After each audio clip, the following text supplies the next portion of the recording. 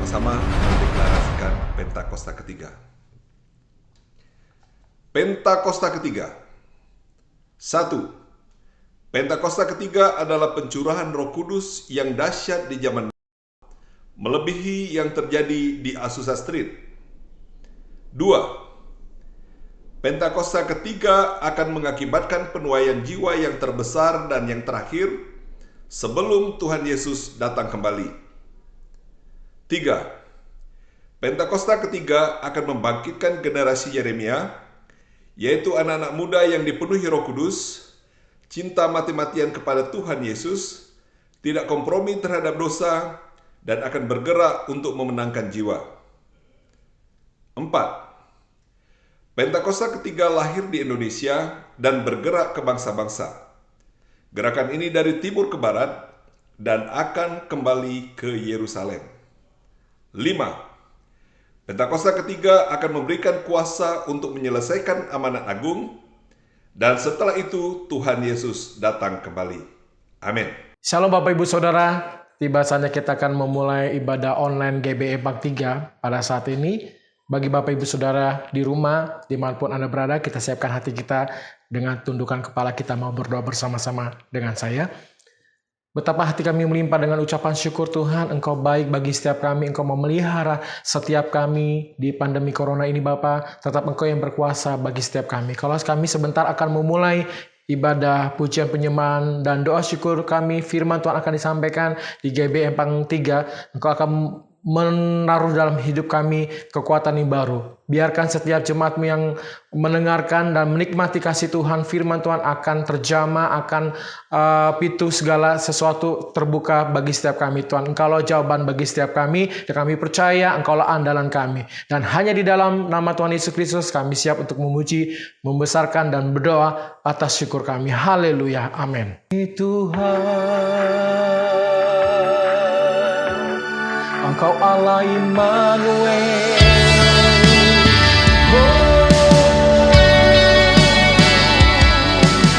Haleluya Tuhan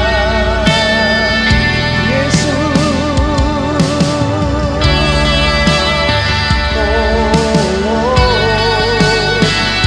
Engkau Allah Immanuel.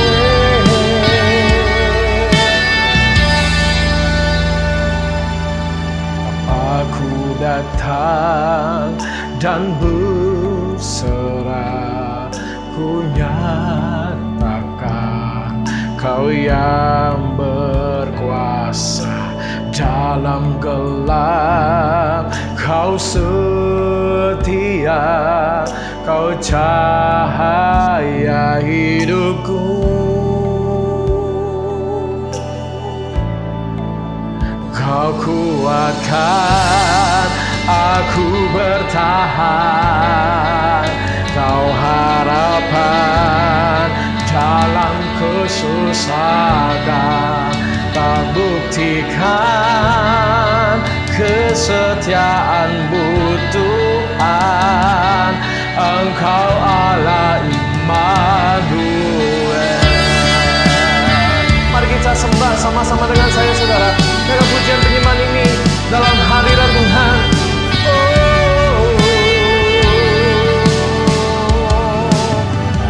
Aku datang dan ku nyembah, ku nyatakan Kau yang bertata dalam lemah.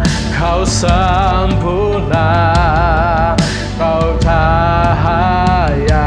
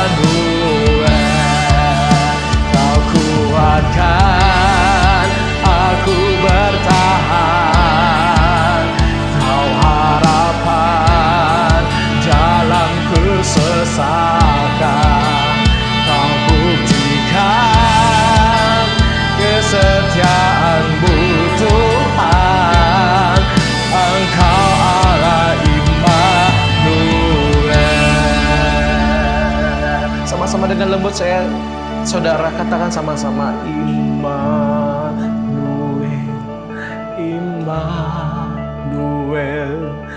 Engkau besertaku. Immanuel, Immanuel, Engkau Allah besertaku. Sekali lagi saudara katakan dengan lembut, Immanuel, Immanuel, Engkau besertaku. Immanuel, Immanuel, Engkau Allah beserta. Sama-sama dengan saya angkat tangan, katakan sama-sama, Immanuel, Immanuel, Engkau besertaku. Immanuel, Immanuel, Engkau Allah beserta. Katakan, kau kuatkan saudara, kau kuatkan aku bertahan, kau harapan dalamku sesakan, kau buktikan kesetiaanmu Tuhan, Engkau Allah Immanuel, kau kuatkan aku bertahan, kau harapan dalam kesesakan, kau buktikan kesetiaanmu Tuhan, Engkau Allah Immanuel, Engkau Allah Immanuel,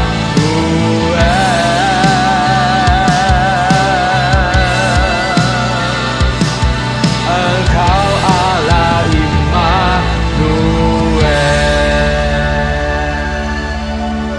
Kita bayar kakarangan syikina namanya Immanuel. Haleluya.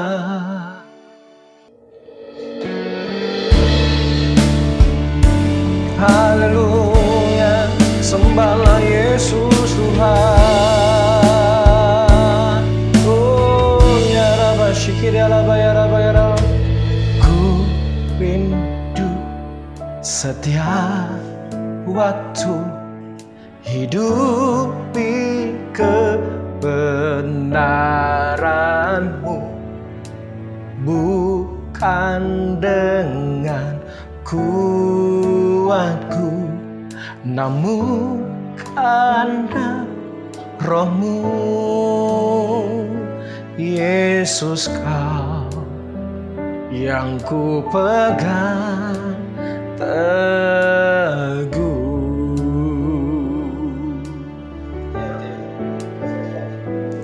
Engkaulah Tuhan, Engkaulah Raja, berdaulat atas hidupku, ku berserah penuh.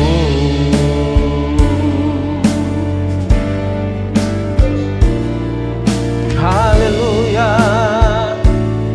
Oh, ku rindu setiap waktu hidupi kebenaran-Mu, bukan dengan kuatku, namun karena Roh-Mu, Yesus, Kau yang ku pegang teguh. Mari sama-sama dengan saya katakan, Engkaulah Tuhan, Engkaulah Tuhan, Engkaulah Raja, berdaulat atas hidupku, ku berserah penuh. Oh, ya Rabayara Takara Masyikira Rabayara Samba Yesus, panggil nama Dia, Engkaulah Tuhan dan Raja kami. Engkaulah Tuhan, Engkaulah Raja, berdaulat atas hidupku, ku berserah penuh.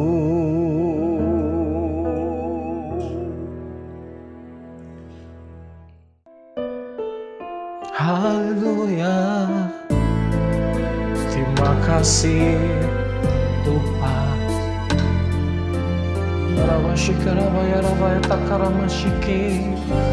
Sama-sama dengan saya, saudara, katakan, Kau di hatiku, Kau di pikiranku, dan bawaku mendekat di mana Kau tinggal. Kau di hatiku, Kau di pikiranku, dan bawaku mendekat di mana Kau tinggal. Ku peluk Kau Tuhan, menjamah hatiku. Ku peluk Kau Tuhan di hidupku. Hanya Engkau Tuhan mengerti artiku. Hanya Engkau Tuhan yang ku perlu. Haleluya, Kau di hatiku, Kau di pikiranku, dan bawaku mendekat di mana Kau tinggal. Ku peluk Kau Tuhan, menjamah hatiku. Ku peluk Kau Tuhan di hidupku. Oh,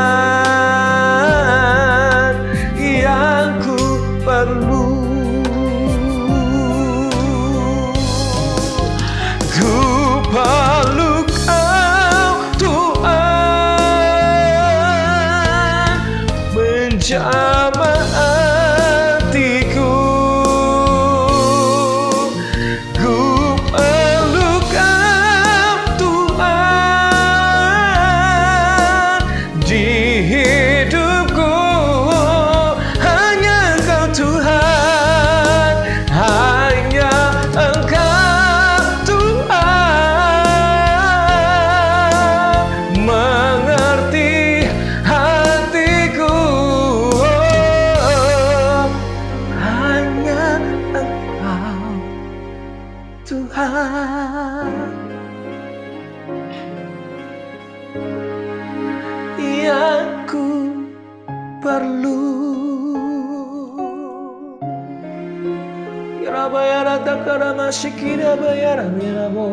We will need Lord.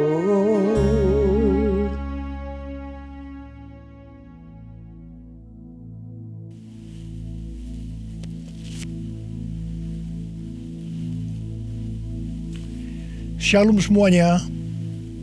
Tahun 2021 adalah tahun integritas, the year of integrity. Menurut Westminster Dictionary of Theological Terms, integritas adalah istilah teologis untuk menunjukkan kemurnian dan kejujuran sebagaimana manusia diciptakan dalam rupa dan gambar Allah. Setelah manusia jatuh ke dalam dosa, maka gambar dan rupa Allah itu menjadi rusak. Pada saat kita menjadi orang percaya melalui proses pengudusan atau sanctification, gambar dan rupa Allah dikembalikan lagi, yaitu kita dijadikan serupa dengan gambar Yesus. Oleh karena itu, kita harus mau diproses oleh Allah. Panutan kita untuk menjadi orang yang berintegritas adalah Tuhan Yesus, sebab dialah the man of integrity. Dalam Matius 22 ayat 16 dituliskan bahwa sekalipun ahli Taurat dan orang Farisi berniat menjerat Tuhan Yesus, ternyata tanpa disadari mereka justru mengakui integritas Tuhan Yesus dengan berkata, "Guru, kami tahu Engkau adalah seorang yang jujur dan dengan jujur mengajar jalan Allah, dan Engkau tidak takut kepada siapapun juga, sebab Engkau tidak mencari muka." Kata seorang yang jujur dalam terjemahan New International Version menggunakan kata man of integrity atau orang yang berintegritas. Seorang yang jujur atau yang berintegritas itu artinya apa yang ada di dalam hatinya, di pikirannya, yang diucapkannya dan yang dilakukannya itu sama, selaras dengan pikiran Tuhan. Seorang yang berintegritas itu karena dia mengasihi dan takut akan Tuhan. Dan Tuhan memberikan berkat kepada orang yang berintegritas, seperti yang terdapat dalam Mazmur 25 ayat 12-14 yang berkata, "Siapakah orang yang takut akan Tuhan? Kepadanya Tuhan menunjukkan jalan yang harus dipilihnya. Orang itu sendiri akan menetap dalam kebahagiaan, dan anak cucunya akan mewarisi bumi.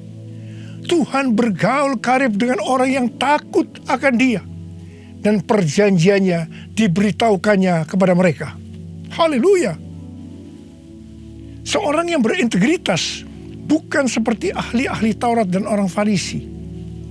Dalam Matius 23 ayat 1 sampai dengan 36, Tuhan Yesus berkata bahwa ahli-ahli Taurat dan orang-orang Farisi telah menduduki kursi Musa. Sebab itu, turutilah dan lakukanlah segala sesuatu yang mereka ajarkan kepadamu. Tetapi janganlah kamu turuti perbuatan-perbuatan mereka, karena mereka mengajarkannya tetapi tidak melakukannya. Tuhan Yesus berkata bahwa ahli Taurat dan orang Farisi adalah orang yang munafik. Di sebelah luar mereka tampaknya benar di mata orang, tetapi di sebelah dalam mereka penuh kemunafikan dan kedurjanaan. Tuhan Yesus berkata kepada ahli Taurat dan orang Farisi, "Hai kamu ular-ular, hai kamu keturunan ular beludak, bagaimanakah mungkin kamu dapat meluputkan diri dari hukuman neraka?" Saya juga akan mengingatkan kepada kita semua, terutama kepada para pengkhotbah, para guru, juga para pengajar. Kalau saudara mengajarkan kebenaran firman Tuhan dan itu belum saudara lakukan, lebih baik dengan jujur diakui. Tahun 2021 menurut kalender Ibrani adalah tahun 5781 yang disebut juga sebagai tahun P Aleph yang artinya 81. P atau angka 80 menggambarkan sebuah mulut. Tuhan Yesus mengingatkan kita dalam Matius 12 ayat 36 dan 37. "Tetapi aku berkata kepadamu, Setiap kata sia-sia yang diucapkan orang harus dipertanggungjawabkannya pada hari penghakiman. Karena menurut ucapanmu engkau akan dibenarkan, dan menurut ucapanmu pula engkau akan dihukum. Salah satu arti dari kata sia-sia adalah berdusta. Kalau kita mengajarkan kebenaran tetapi tidak dilakukan, itu sama saja dengan berdusta. Amsal 6 ayat 16 dan 17 berkata bahwa dusta itu perkara yang dibenci Allah. Amsal 11 ayat 1 berkata, neraca serong adalah kekejian bagi Tuhan, tetapi ia berkenan akan batu timbangan yang tepat. Neraca serong bisa diartikan sebagai berdusta, dan itu merupakan kekejian bagi Tuhan. Dalam Yakobus 2 ayat 17 dikatakan bahwa iman tanpa perbuatan pada hakikatnya adalah mati. Jadi kalau kita percaya kebenaran firman Tuhan, kita perkatakan tetapi tidak dilakukan, pada hakikatnya mati. Dan itu dilakukan oleh orang yang tidak berintegritas. Karena itu, saya mengajak saudara agar kita semua menjadi orang yang berintegritas. Mazmur 15 ayat 1 berkata, Tuhan, siapakah yang boleh menumpang dalam kemahmu? Siapa yang boleh diam di gunungmu yang kudus? Salah satu syaratnya adalah seperti yang terdapat dalam Mazmur 15 ayat 4 bagian B, yang diperuntukkan bagi orang yang berpegang pada sumpah meskipun rugi. Seorang yang berintegritas akan tetap berpegang pada sumpah meskipun rugi. Seorang yang berintegritas biasanya oleh kebanyakan orang dunia dianggap sebagai orang yang bodoh, sok suci, sok jujur, sehingga mengalami banyak kerugian dalam tanda petik. Kebanyakan orang dunia meskipun sudah berjanji atau bersumpah, tetapi kalau mereka menderita kerugian, mereka akan berbalik dan dengan segala macam cara akan mencari jalan supaya tidak merugi. Jadi hati-hati. Jangan sampai saudara terpancing atau tergoda melakukan hal-hal yang seperti itu. Seorang yang berintegritas akan melakukan seperti yang Daud lakukan dalam Mazmur 26 ayat 1-3 yang berkata, berilah keadilan kepadaku ya Tuhan, sebab aku telah hidup dalam ketulusan kepada Tuhan. Aku percaya dengan tidak ragu-ragu. Ujilah aku ya Tuhan, dan cobalah aku. Selidikilah batinku dan hatiku, sebab mataku tertuju kepada kasih setiamu, dan aku hidup dalam kebenaranmu. Daud bukan orang yang sempurna secara moral, tetapi Alkitab mencatat bahwa kehidupannya mencontohkan karakter yang dewasa, tulus dan jujur di hadapan Tuhan. Jadi Daud adalah orang yang berintegritas. Daud berani berkata kepada Tuhan, ujilah aku ya Tuhan, dan cobalah aku. Selidikilah batinku dan hatiku, sebab mataku tertuju pada kasih setiamu, dan aku hidup dalam kebenaranmu. Saya teringat di awal pelayanan saya, Tuhan memberikan kepada saya sebuah lagu tentang ujilah aku.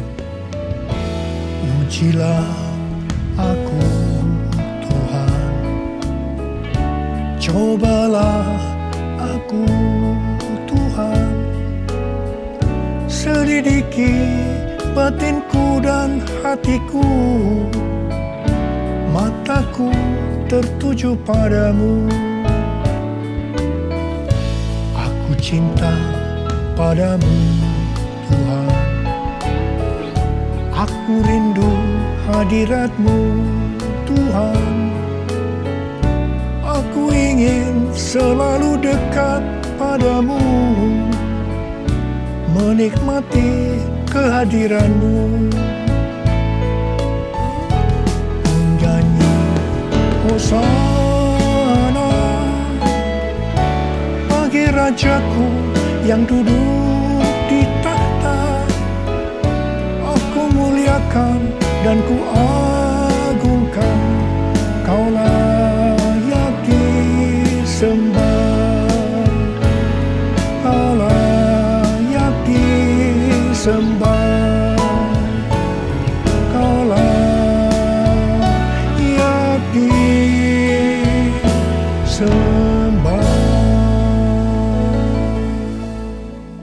Waktu saya mulai menyanyikan lagu ini dan CD-nya mulai beredar, saya menuai banyak kritik dari hamba-hamba Tuhan yang menjadi senior saya. Mereka berkata, kok berani-beraninya Niko menyanyi lagu seperti ini? Saya berkata, bukankah ini ada di Alkitab yang dinyanyikan oleh Daud? Tetapi mereka tetap tidak bisa menerimanya. Terus terang saya kaget. Saya tidak pernah berpikir bahwa beliau-beliau itu mempunyai pikiran yang seperti itu. Saya menyanyikan lagu ini dengan satu pengertian, bahwa saya siap diuji oleh Tuhan.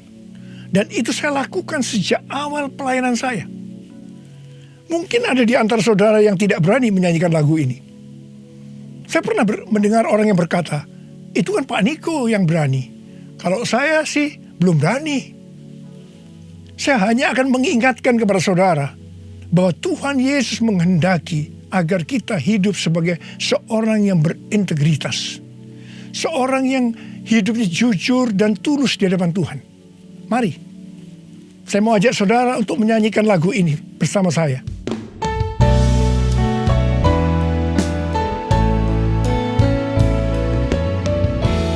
Ujilah aku, cobalah aku, Tuhan, selidiki batinku dan hatiku,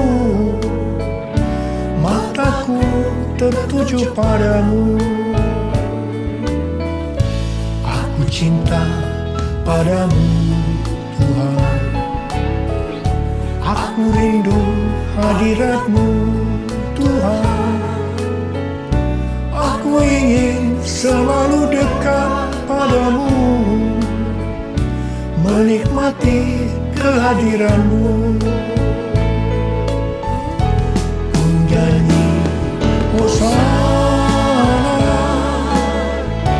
bagi Rajaku yang duduk di tahta. Aku muliakan dan ku agungkan, Kau layak disembah, Kau layak disembah, Kau layak disembah.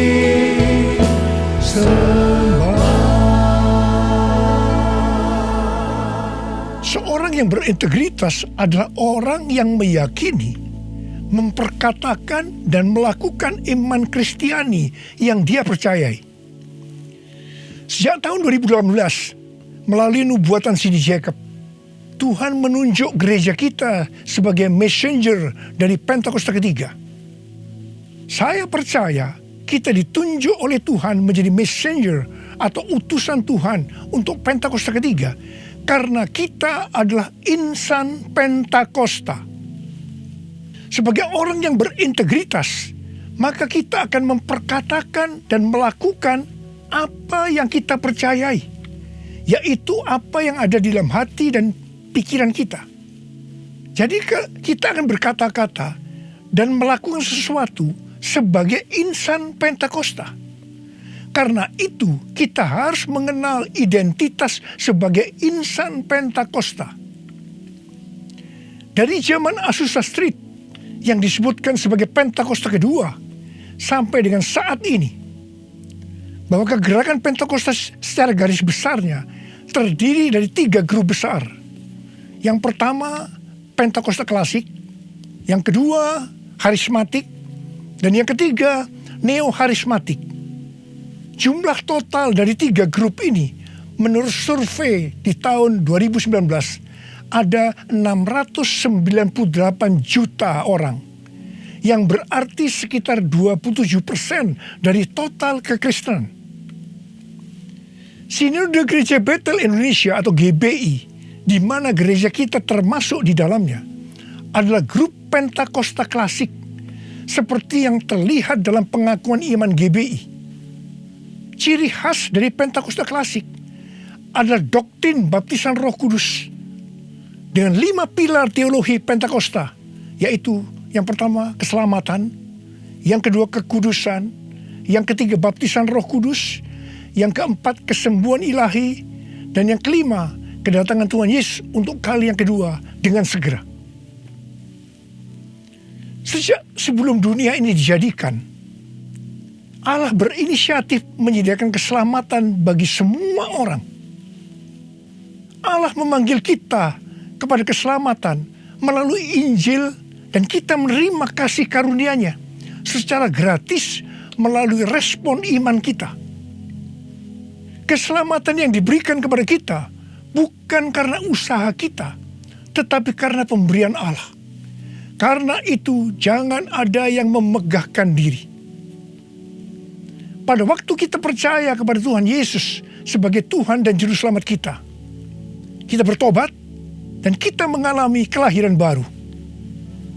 Kelahiran baru adalah awal perjalanan rohani kita di dalam Kristus. Ini yang disebutkan sebagai proses pembenaran atau justification.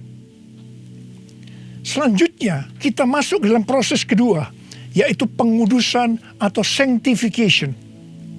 Dalam proses ini kita dikuduskan terus-menerus oleh Roh Kudus dan firman Allah, disertai proses-proses yang menyakitkan bagi kedagingan kita. Dan goal daripada proses pengudusan ini untuk menjadikan kita menjadi serupa dengan gambar Yesus. Tuhan Yesus begitu baik kepada kita sebagai anak-anaknya, supaya kita lulus dalam proses pengudusan atau sanctification ini. Maka Tuhan Yesus membaptis kita dengan Roh Kudus, dengan tanda awal berbahasa roh. Selain itu, sebagai penyembuh atau pembuat mujizat, Tuhan Yesus selalu siap untuk memberikan kesembuhan dan mujizat kepada kita yang membutuhkan, yang sedang berada dalam proses pengudusan atau sanctification.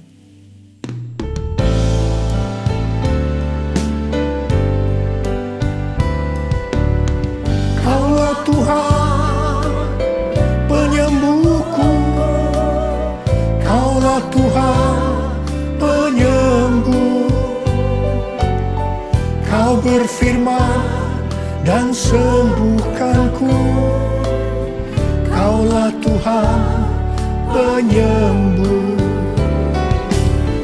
Kaulah Tuhan penyembuhku. Kaulah Tuhan penyembuh. Kau berfirman dan sembuhkanku. Kaulah Tuhan penyembuh. Proses terakhir dari proses keselamatan ini adalah proses glorification atau proses pemuliaan, di mana orang-orang yang menjadi serupa dengan gambar Yesus yang akan ikut dalam pengangkatan pada waktu Tuhan Yesus datang yang kedua kalinya di awan-awan. Kita percaya kedatangan Tuhan Yesus secara tiba-tiba dan dengan segera. Kita diingatkan melalui Filipi 2 ayat 12 dan 13. Yang pada prinsipnya berkata, kerjakanlah keselamatanmu dengan takut dan gentar, karena Allah lah yang mengerjakan di dalam kamu, baik kemauan maupun pekerjaan menurut kerelaannya. Baptisan Roh Kudus adalah bagian yang paling penting dari 5 pilar teologi Pentakosta, yang sekaligus menjadi bagian sentral dari seluruh pengajaran insan Pentakosta. Kita percaya bahwa setiap orang percaya yang telah disucikan hatinya dapat mengalami baptisan Roh Kudus dengan tanda awal berbahasa roh. Tujuan dari baptisan Roh Kudus ini adalah agar pengurapan di dalam pelayanan lebih maksimal. Karena baptisan Roh Kudus ini memiliki 2 fungsi, yaitu supaya kita lebih intim dengan Tuhan Yesus dan akan memberikan kuasa untuk menyelesaikan amanat agung.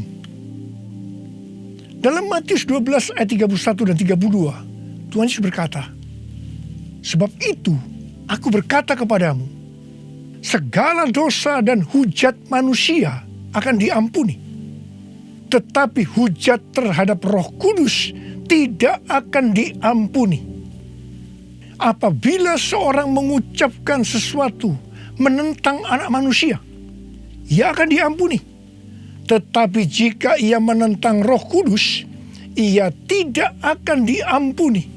Di dunia ini tidak, dan di dunia yang akan datang pun tidak."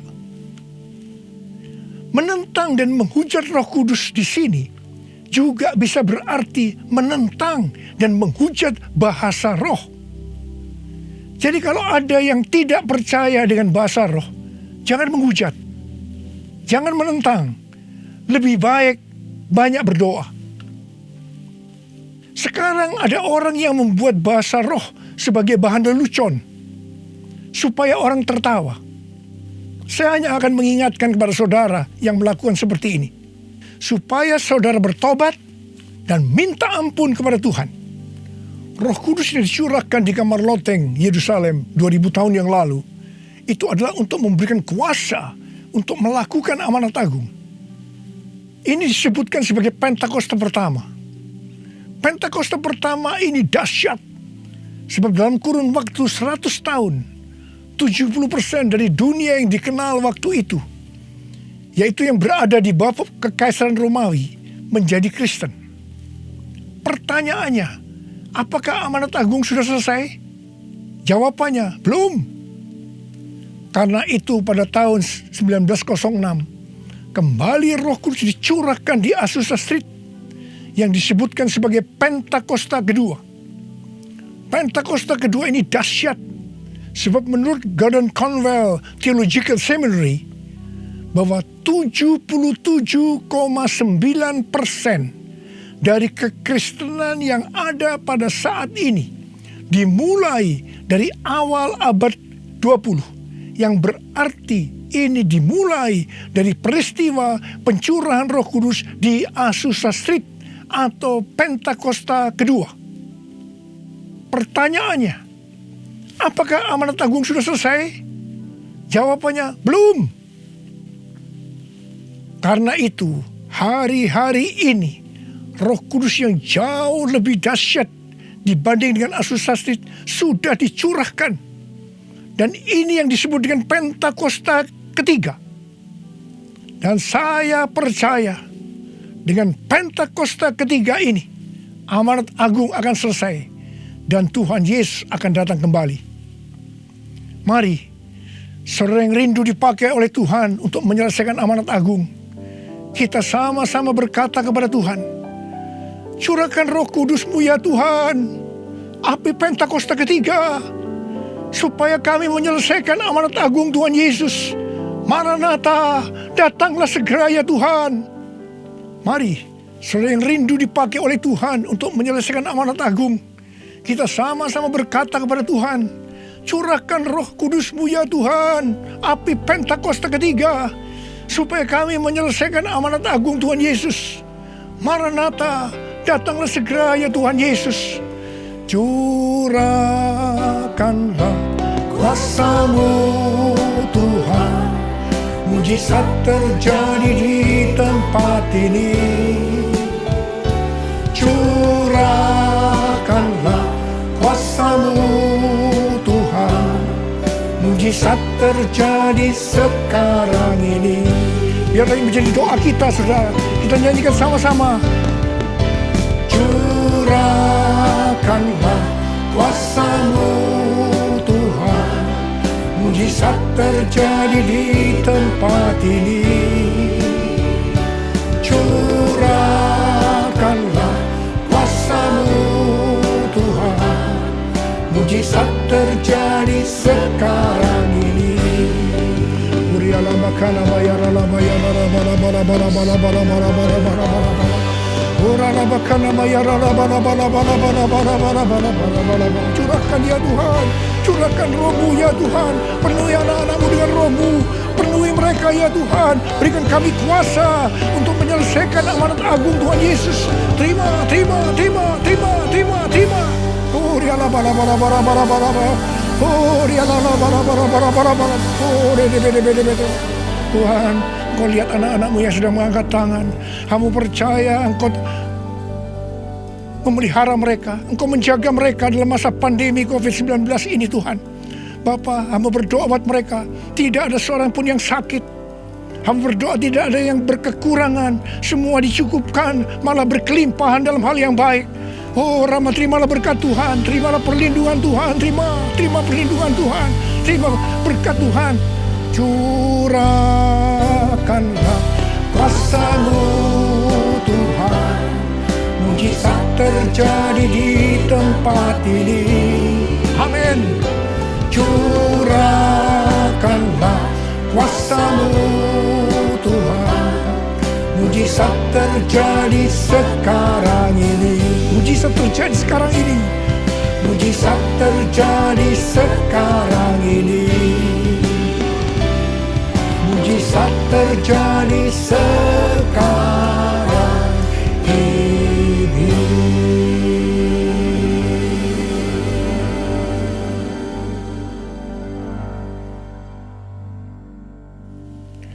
Mari saudara-saudara, kita akan masuk dalam perjamuan kudus. Kita akan mengingat ayat ini. Setiap kali kamu makan roti ini dan minum cawan ini, kamu memberitakan kematian Tuhan sampai Ia datang. Perjamuan kudus ini adalah perjamuan Tuhan Yesus sendiri. Setiap kali kita masuk dalam perjamuan kudus, Tuhan Yesus selalu berkata, biarlah ini menjadi peringatan akan daku. Karena itu mari, arahkan hati kita kepada kebaikan Tuhan. Kita akan mengingat kebaikan Tuhan. Mari kita tundukkan kepala. Bapa, siapakah kami ini sebelum kami mengenal Engkau? Kami semua orang berdosa. Upah dosa adalah maut, mati. Tapi Engkau tidak berdosa, telah dijadikan dosa oleh karena kami. Engkau harus turun dari surga mulia, menjelma menjadi manusia, untuk mati menggantikan kita semua. Dengan penderitaan yang luar biasa. Betapa baiknya Engkau Tuhan, betapa baiknya Engkau Tuhan. Engkau jadikan kami sebagai anak-anak-Mu. Engkau tuntun, Engkau berkati, Engkau sembuhkan kami. Engkau tegur juga kalau kami salah. Itu Engkau ya Abah. Itu Engkau ya Abah. Saudara, Tuhan akan memberkati saudara melalui perjamuan kudus ini. Tapi Tuhan berkata kepada kita, agar kita makan dan minum dengan cara yang benar. Oleh karena itu masing-masing berdoa. Introspeksi, lihat keadaan diri masing-masing. Jangan menyimpan dosa. Kalau ada dosa yang Tuhan ingatkan saat ini, langsung minta ampun. Katakan, ampuni saya Tuhan, ampuni saya, akui di hadapan Tuhan. Jangan sembunyikan dosa itu, supaya Engkau diberkati Tuhan. Kau melihat anak-anak-Mu sedang berdoa minta ampun Tuhan. Ampuni anak-anak-Mu, ampuni kami semua ya Tuhan, ampuni. Sekarang ya Tuhan, kami akan masuk dalam perjamuan kudus ini dengan hati yang penuh ucapan syukur. Dalam nama Yesus kami berdoa. Amin. Sekarang saudara, mari kita angkat roti di tangan kanan saudara tinggi-tinggi. Sebab apa yang telah kuteruskan kepadamu telah aku terima dari Tuhan. Yaitu bahwa Tuhan Yesus pada malam waktu Ia diserahkan mengambil roti. Dan sesudah itu Ia mengucap syukur atasnya. Ia memecah-mecahkannya dan berkata, inilah tubuhku yang diserahkan bagi kamu.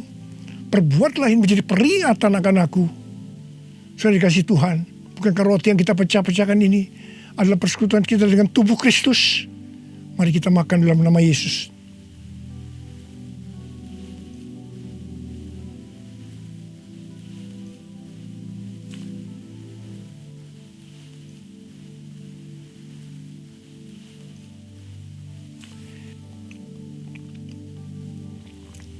Sekarang angkat cawan di tangan kanan saudara tinggi-tinggi.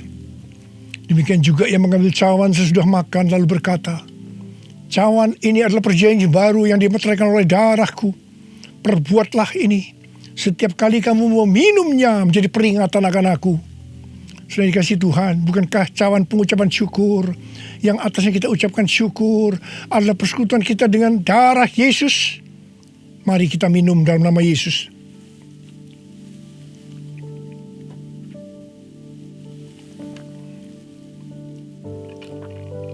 Sekarang ucapkan syukur dan terima kasih dengan suara. Jangan diam. Oh ya Tuhan, terima kasih. Terima kasih, terima kasih ya Tuhan, terima kasih. Oh oh terima kasih Tuhan, terima kasih ya Tuhan, terima kasih. Oh terima kasih ya Tuhan. Terima kasih Yesusku, terima kasih Yesusku. Puji syukur hanya bagi Tuhanku. Terima kasih Yesusku, terima kasih Yesusku. Puji syukur hanya bagi Tuhanku. Terima kasih, terima kasih Yesusku, terima kasih Yesusku. Puji syukur hanya bagi Tuhanku. Terima kasih Yesusku, terima kasih Yesusku. Puji syukur hanya bagi Tuhanku. Puji syukur hanya bagi Tuhanku. Puji syukur hanya bagi Tuhanku.